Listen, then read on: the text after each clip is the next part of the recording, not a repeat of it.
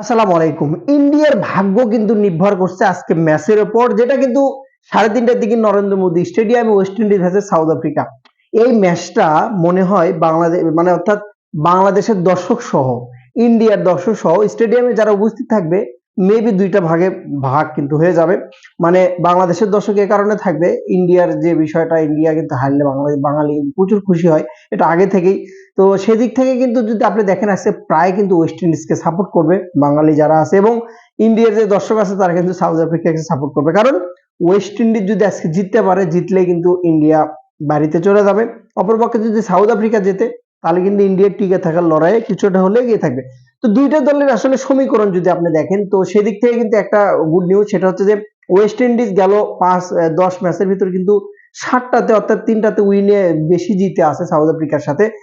West Indies যদিও মাঝখানে খুব খারাপ ক্রিকেট খেলেছে, বাট এই বিশ্বকাপে ভাই, এই বিশ্বকাপে যেভাবে ওয়েস্ট ইন্ডিজ কামব্যাক করেছে এবং কিছু প্লেয়ার যেভাবে পারফরমেন্স করছে, তাতে বলার অপেক্ষা রাখে না। এবারের বিশ্বকাপের অন্যতম দাবিদার কিন্তু ওয়েস্ট ইন্ডিজ, এবং ওয়েস্ট ইন্ডিজের ক্রিকেটে ক্রিকেটের কাঠামোর দিকে যদি আপনি তাকান, তারা যদি ঠিকঠাকভাবে টি-20 ক্রিকেটটা খেলে ঠিকঠাকভাবে, বিশ্বের যে কোনো টিমকে তারা কিন্তু হারানোর ক্ষমতা রাখে। কিন্তু তাদের এই যে লিগের খেলা বা টাকা পয়সার প্রবলেম বা বিভিন্ন অর্থনৈতিক সমস্যা, বোর্ডের মধ্যে ঝামেলা, যার জন্য কিন্তু তারা একাত্রিতভাবে সেরকমভাবে টিম গড়তে পারেনি। কিন্তু এবারের বিশ্বকাপের টিমটা অবশ্যই আপনাকে ব্যালেন্স রাখে গড়ছে বলে বিবেচনা করতে হবে। পারফরমেন্সের দিক দিয়ে বিবেচনা যদি আপনি করেন, ব্র্যান্ডন কিং যদি বলেন, আপনি আপনি যদি শাই হোপের কথা বলেন, যদি হেটমারের কথা যদি বলেন, আপনি রোবমান পাওয়েলের কথা যদি বলেন, আপনি মতির কথা যদি বলেন, স্পেশালি আকিল হোসেনের কথা যদি বলেন, যে সুন্দর প্রফেশনাল স্পিনার, যে স্পিনটা কাজে লাগিয়ে কিন্তু আকিল হোসেন যেভাবে নিজেকে মেলে ধরছে ইন্ডিয়াতে, সবচেয়ে বড় কথা আইপিএল এর যে গুণটা, আইপিএল এর যে পাওয়ারটা, সেটা কিন্তু ঠিকঠাক ভাবে কাজে লাগাতে পারছে ওয়েস্ট ইন্ডিজ। রোবমান পাওয়েল থেকে হেটমার দীর্ঘদিন মুম্বাইয়ের পিচগুলো, হায়দ্রাবাদের পিচগুলো, চেন্নাইয়ের পিচগুলোতে তারা কিন্তু খেলেছে, কলকাতার মাঠগুলোতে খেলেছে দীর্ঘদিন ধরা, লং টাইম 4-5-6 বছর হলে প্রায় আইপিএল খেলে, তাদের অনেক প্লেয়ার আছে তারা কিন্তু আইপিএল খেলে। জেসন হোল্ডারের কথা যদি স্পেশালি বলেন, কতদিন যাবত আইপিএল খেলেছে। সো এই যে এক্সপিরিয়েন্সটা, এটা কিন্তু কাজে দিয়েছে ওয়েস্ট ইন্ডিজের ক্ষেত্রে, যে জিনিসটা কিন্তু সাউথ আফ্রিকার সাথে অনেকটাই হেল্প করবে। এবং মেন যদি জায়গাতে যদি চলে আসি, হেটমার মেন ভূমিকা পালন করছে এবং পাওয়েল যেভাবে মেন ভূমিকা পালন করছে, তাতে করে টার্গেটটা যেহেতু নরেন্দ্র মোদী স্টেডিয়াম, কখনো স্লো পিচ কখনো ফাস্ট পিচ, এই পিচটা বোঝা একটু কঠিন হয়ে যায়। সেদিক থেকে আগে পরে টস জিতাটা অনেকটা ইম্পর্টেন্ট। অপরপক্ষে সাউথ আফ্রিকার কথা যদি আমি আসি, সাউথ আফ্রিকা একটা জিনিস, মানে সারা জীবন আমি আমি আমার আমার জানার মতো যতটুকু আমি ক্রিকেট খেলা দেখেছি, খুব ভালো খেলে, খুব ভালো খেলে, খুব ভালো খেলতে সেমি বা আপনার হচ্ছে যে নন সেমি বা সেমি, সুপার 8, সুপার 4 এই জায়গাটা আটকায় যায়। এমন একটা টিমের সাথে হারবে, মানে বলার অপেক্ষা রাখে না। অন্যান্য টিমের সাথে 200, 180, 190 পর্যন্ত করবে।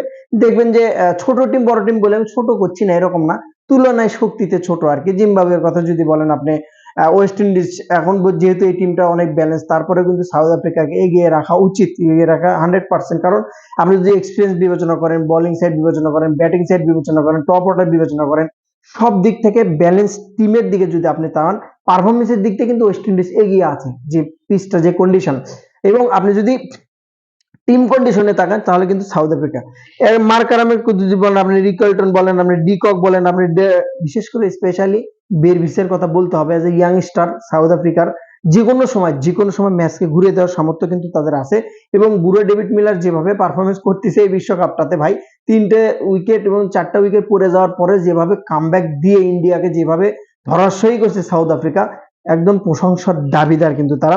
এবং নন্দীর কথা যদি বলেন, মোটামুটি কিন্তু বলা চলে ভালো বল করছে, এবং স্পেশালি আপনাকে কেশব মহারাজের কথা বলতেই হবে, কারণ 3টা উইকেট নিয়ে সে কিন্তু ইন্ডিয়ার ব্যাটিং লাইনটা অনেকটা ধসে দিয়েছিল। তো আপনি যদি দুইটা দলে বিবেচনা করেন, 100% কিন্তু লড়াইটা অপেক্ষা করছে, যেখানে ভাগ্য নির্ধারণ হবে ইন্ডিয়ার। সময় সাপেক্ষে বলে দেবে। সবচেয়ে ভালো দিক যে এই ম্যাচের রেজাল্ট দেখেই কিন্তু ইন্ডিয়ার মাঠে নামবে সন্ধ্যার দিকে, অর্থাৎ আজকেই আবার কিন্তু সন্ধ্যার দিকে খেলা আছে, এবং এই রেজাল্টটা নিয়েই কিন্তু মাঠে নামতে পারবে ইন্ডিয়া।